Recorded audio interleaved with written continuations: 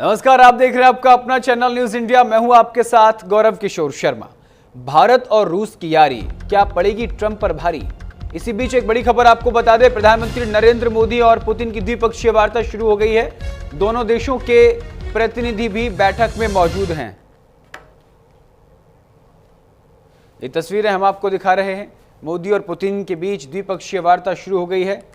त्रिशक्ति का जोर यहां देखने को मिलेगा। आपको बता दें कि साथ में अजित डोभाल भी मौजूद हैं। एनएस से अजित डोभाल भी प्रधानमंत्री नरेंद्र मोदी के साथ मौजूद हैं। भारत और रूस के बीच ये द्विपक्षीय वार्ता शुरू हो गई है। एससीओ समिट के दौरान और कई मुद्दों पर चर्चा होगी। आपको बता दें कि आतंकवाद को लेकर के, रूस यूक्रेन युद्ध को लेकर के, पहलगाम हमले को लेकर के तमाम बातों का जिक्र इसमें किया जाएगा।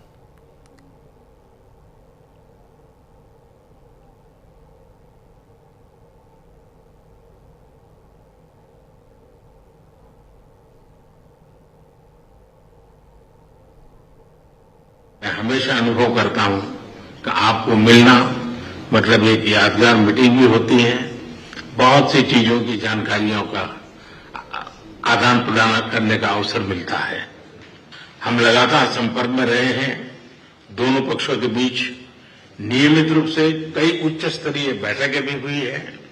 इस वर्ष दिसंबर में हमारी 23वीं समिट के लिए 140 करोड़ भारतीय उत्सुकतापूर्वक आपका इंतजार कर रहे हैं।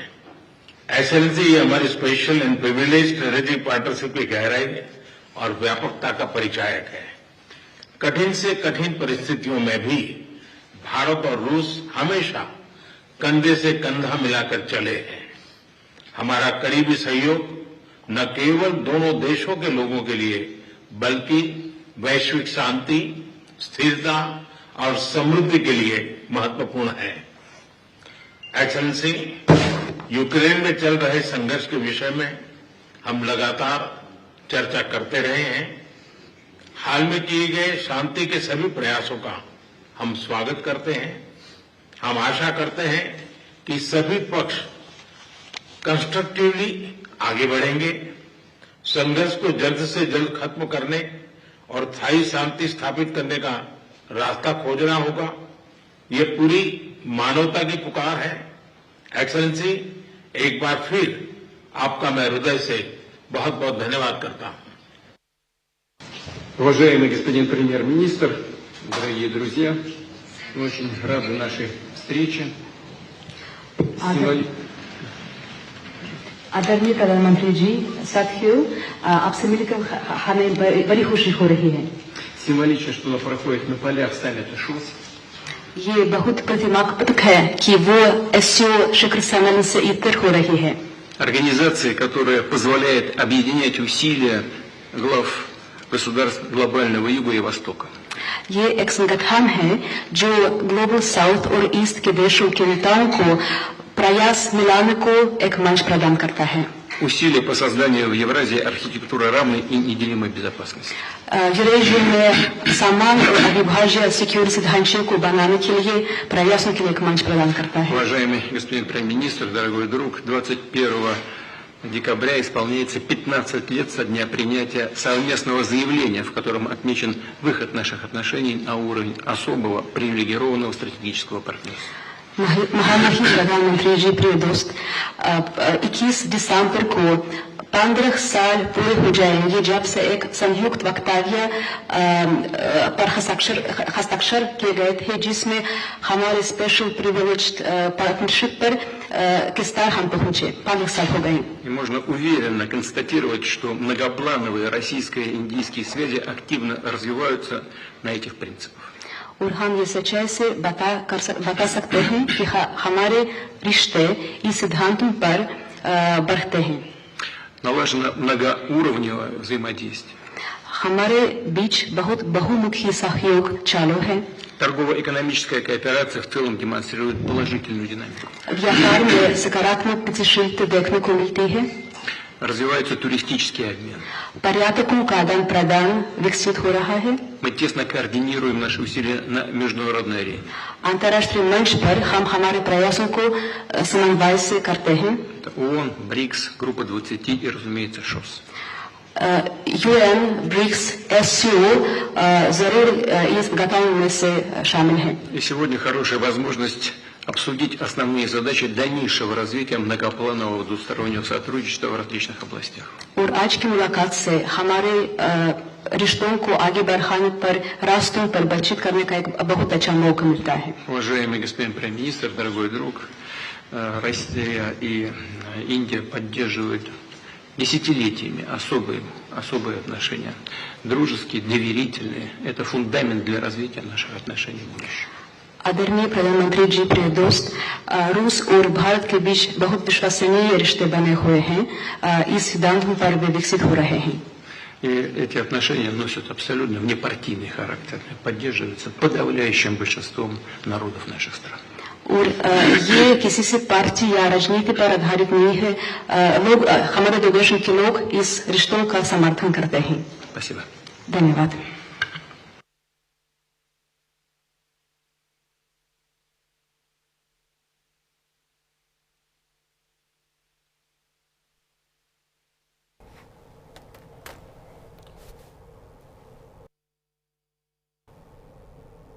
तो आपने देखा किस तरीके से द्विपक्षीय वार्ता चल रही है भारत और रूस के बीच। बहुत सी चीजों की जानकारियों का आदान प्रदान करने का अवसर मिलता है। हम लगातार संपर्क में रहे हैं। दोनों पक्षों के बीच नियमित रूप से कई उच्च स्तरीय बैठकें भी हुई है। इस वर्ष दिसंबर में हमारी 23वीं समिट के लिए 140 करोड़ भारतीय उत्सुकता पूर्वक आपका इंतजार कर रहे हैं। एक्सेलेंसी, ये हमारी special and privilege strategic partnership की गहराई और व्यापकता का परिचायक है। कठिन से कठिन परिस्थितियों में भी भारत और रूस हमेशा कंधे से कंधा मिलाकर चले हैं। हमारा करीबी सहयोग न केवल दोनों देशों के लोगों के लिए बल्कि वैश्विक शांति, स्थिरता और समृद्धि के लिए महत्वपूर्ण है। एक्सेलेंसी, यूक्रेन में चल रहे संघर्ष के विषय में हम लगातार चर्चा करते रहे हैं। हाल में किए गए शांति के सभी प्रयासों का हम स्वागत करते हैं। हम आशा करते हैं कि सभी पक्ष कंस्ट्रक्टिवली आगे बढ़ेंगे। संघर्ष को जल्द से जल्द खत्म करने और स्थायी शांति स्थापित करने का रास्ता खोजना होगा। ये पूरी मानवता की पुकार है। एक्सेलेंसी, एक बार फिर आपका मैं हृदय से बहुत बहुत धन्यवाद करता हूं।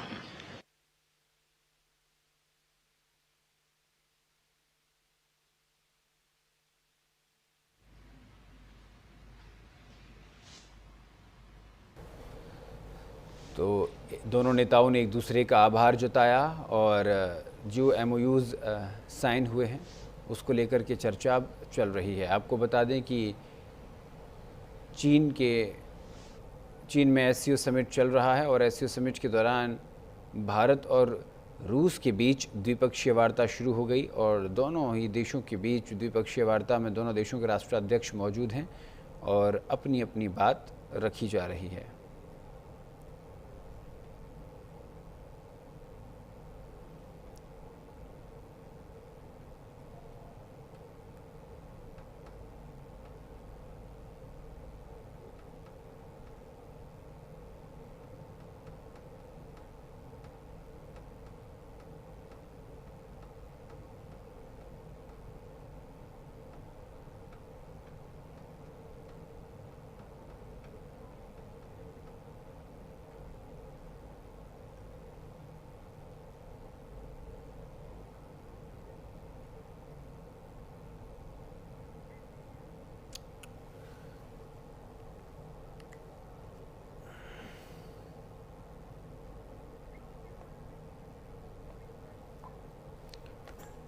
तो बड़ी खबर, बड़ी जानकारी आपको बता रहे हैं, तस्वीरों के साथ दिखा रहे हैं। चीन में द्विपक्षीय वार्ता चल रही है। रूस और भारत के बीच द्विपक्षीय वार्ता में दोनों देशों के राष्ट्राध्यक्षों ने अपनी अपनी बात रखी है।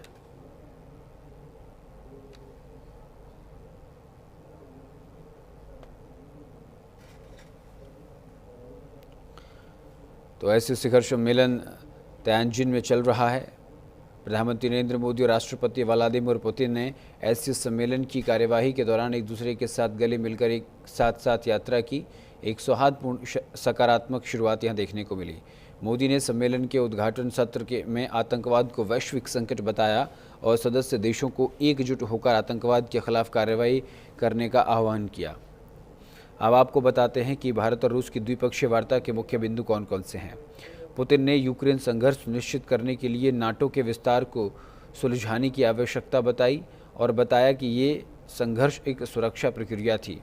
साथ ही उन्होंने क्षेत्रीय नेताओं के साथ आगे इस विषय पर चर्चा जारी रखने की बात कही। भारत और चीन के बीच भी मोदी और शी जिनपिंग की मुलाकात भी हुई। दोनों नेताओं ने विकास साझेदारी पर जोर दिया। रूमाल तो 90 odd countries,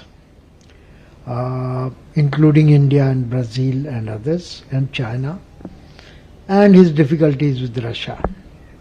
So this was the first such gathering of Global South since President Donald Trump imposed his tariffs on August 2, and by uniting in Tianjin, the member states of SCO and others have shown that they would stand for a multilateral global order which is just and not subject to such kind of vicissitudes by whomsoever. So by participating in such an event, Prime Minister has also strongly endorsed this call. I would also say that Prime Minister's presence there gives diversity to SCO, which is where India is the major economic power, but also a thriving democracy. So it adds to a voice of moderation. Otherwise, rest of the member states may be regarded as truculently anti-Western. India's presence there and its moderating influence is a positive for global peace and security.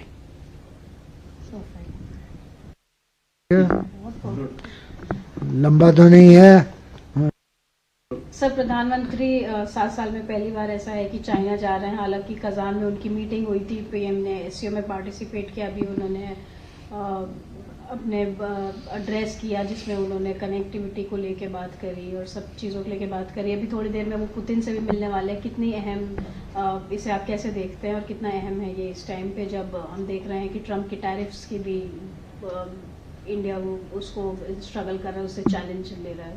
आपने खुद ही कह दिया वो मुख्य मुद्दे जो प्रधानमंत्री श्री नरेंद्र मोदी की इस तियानजिन यात्रा को और एससीओ में पार्टिसिपेशन को मुख्यता और इम्पोर्टेंस देते हैं।